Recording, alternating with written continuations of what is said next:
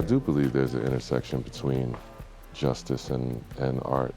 The artists of the world a lot of times are the ones who put the point out there that the person that might not be able to verbalize it or doesn't feel that they have the space to verbalize it. You think of some of the most beautiful music ever made. It was made out of pain. It's made out of conflict. I like shopping in my own shit. Yes.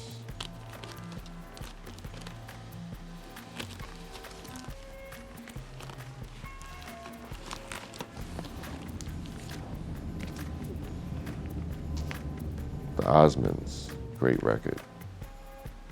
You might know Donny Osmond from the show Donnie and Marie. What you might not know is they were making a lot of comparisons between Homeboy and Michael Jackson. And there's a particular record on here called One Bad Apple. That's number one, a beautiful record. But if you didn't know any better, you would think Michael Jackson was singing. Word is bond. Like, no funny styles. Eyes closed and not without that information. You're like, this is Jackson's record? Like, nah, fam, that's the Osmonds.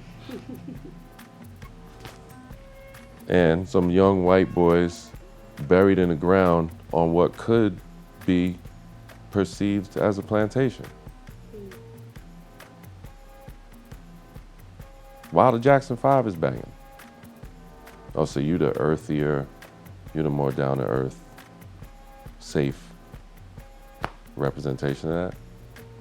Is that what you're saying? I'm not saying that's what they're saying, but I bet you some black people who saw this record on the shelf when it came out, I was like, look at these little white boys, you know? So I don't know if that's about justice as much as it's about social perspective and the liberties that are taken at times with art. This album is real. Every voice, every sound, every sweat, every tear, every plea, every promise. Black soldiers trained in the violent arts of guerrilla warfare as no blacks before are coming home, determined to bring the war with them if America doesn't change her racist ways and give them the democracy that they were sent to defend. This record was big to me because my father was there. And, you know, my father's one of these dudes. You know what I'm saying? One of these dudes. And these dudes are talking about the fact that they're defending a democracy that is not designed with them in mind, you know? I mean, that in and of itself is rhetorical at this point. We know that the American democratic system is not designed to accommodate black people in any manner whatsoever. Initially, it was ratified and changed, but the original desires of the founding fathers of the United States of America was to keep black people down. There's absolutely no debate of that. Ironically, there's also no debate about it being a fact today. What if I was born during this time and had to go in the draft? I don't know if present artists feel they have a responsibility to promote social justice, to promote positivity. I mean, there are obviously artists that are doing that, but it seems like they're the minority. It's interesting to me when I look at the records that I selected, most of the records are not from the last 10 years, I don't think. Most of the records are from the 70s, from the 80s, a couple from the 2000s or whatever, early 2000, but nothing recent. So these two records, these first two records, they're two compilations from the same company, Harmless. What drew my attention to them obviously was the artwork on the cover. This one in particular, because I was growing up, I was really into the Olympics. Was also nice besides the artwork. It's a really good compilation of social justice songs about being positive and proud of who you are. It's not just about being, proud to be black. It's just being proud to be who you are, no matter what culture you're coming from. So that's what drew me to these two covers. The roots, phrenology. Phrenology is from the 1700s, I believe, and it's like before psychology, and it was the study of people's brains, and supposedly different bumps would tell people about different parts of your personality, whether you are more criminally minded or more religious or more endearing or what have you. So, but some of the imagery on here is just crazy. Like there's people hanging from a tree, there's the two fists from Mexico City, there's turntables, there's Ku Klux Klan, there's a microphone, I'm assuming for an MC, there's Rosa Parks on the bus, so it's just all these things going on, but it's a good album. Right now we're living in the microwave era, we're living in the McDonald's era where everyone wants things quick. I mean, you hear a song and you're like, okay, I download the song, great. You forget about it in 5 minutes. But with a physical item that's sitting on your shelf or in your crate, you never forget about it because you're looking at it every day. And you own it. You don't really own an MP3. You have it, you don't own it. KRS-One, Sound of the Police.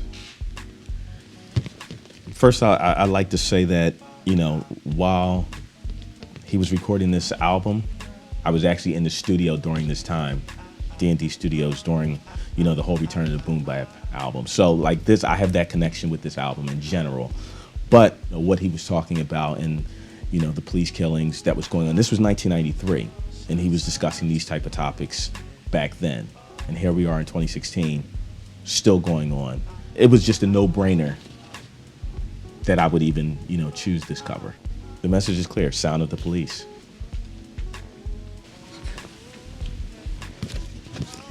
James Brown Reality. It gets no better than James Brown. I mean, James is the original B-boy. There would really be no funk music as we know it without James Brown and the JBs. This album right here and the cover artwork, if you look at it, it pretty much depicts ghetto life. Well, I think people get the term ghetto wrong, and they equate it to just blacks because there's ghettos in all areas. There's white ghettos, there's Asian ghettos, like there's ghettos everywhere. But this one, depicts, black life and black ghettos. It's just a strong image. I would have to say this is just basically the light shining to show the world what's really going on in the community. I don't know, it's not as exciting.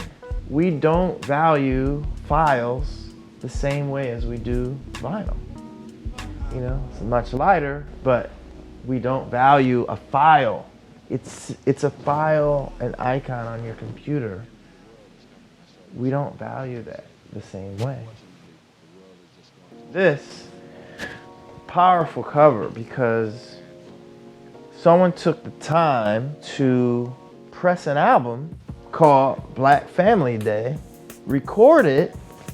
Look at that on the back, like all the black families. That's so powerful, And it shows that we're worth an album. We're worthy of an album cover, and the black family has their own cover. I've never seen a White Family Day album cover. For real. So, oh man. Badu, man. The whole divine feminine, come on, this is just the illest right here. The fallopian, it's just, wow. Who came up with that? Like, did she have that concept or who knows, but absolutely beautiful cover. And if you saw it on the shelf, you would go right to it. Then you have to think about it though, because at first you don't really see it. And then you look again and you're like, oh wait, yeah, oh, you know? So I just think things go in cycles. The young people are fascinated with the art of it again. The art of the visual, the art of the turntables. Cosmo just started the Scratch Academy here, and people are like lining up.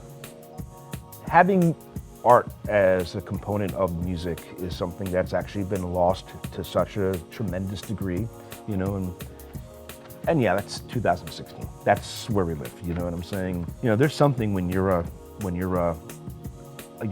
kid and you see this and it's like a world that you can kind of get lost in, and you see it on the shelves, you know, and you go, man, you know, man, like, that's something that's really drawing me. It would be the art that would draw you just as much as like the lead single you heard on the radio, you know what I'm saying? That was something that would pull you.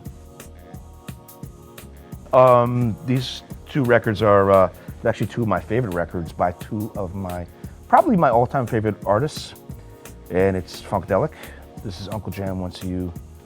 It's a pretty amazing album cover, just in the sense that it's them kind of riffing off of the famous Huey Newton sitting in the wicker chair pose, which is pretty amazing. And as you see, it's got all this amazing art in here. Most of the Funkadelic and the Parliament albums, most of the art was done by a guy named Pedro Bell.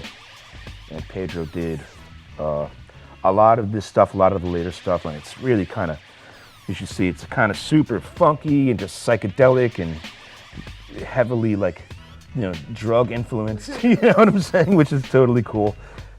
Gil Scott Heron and Brian Jackson, his frequent collaborator in the Midnight Band, the first minute of the new day. And the gorilla was also a pretty common icon in a lot of Gil Scott Heron's works, the idea of the gorilla, you know, meaning one who would be there to put in armed resistance against occupiers and things like that. And obviously, people, for the most part, know that Gil Scott Heron was incredibly political. And that's something that kind of lasted throughout his entire career until he died in 2011. Gil Scott Heron is like America's quintessential poet laureate. You know, he's a man of just with such soul and such poetic license that, you know, when I was a young kid and I first discovered him, I was just, flipped my wig. You know, this guy is just speaking from a deeper place. It's pretty boss, right? Yeah. So there you go.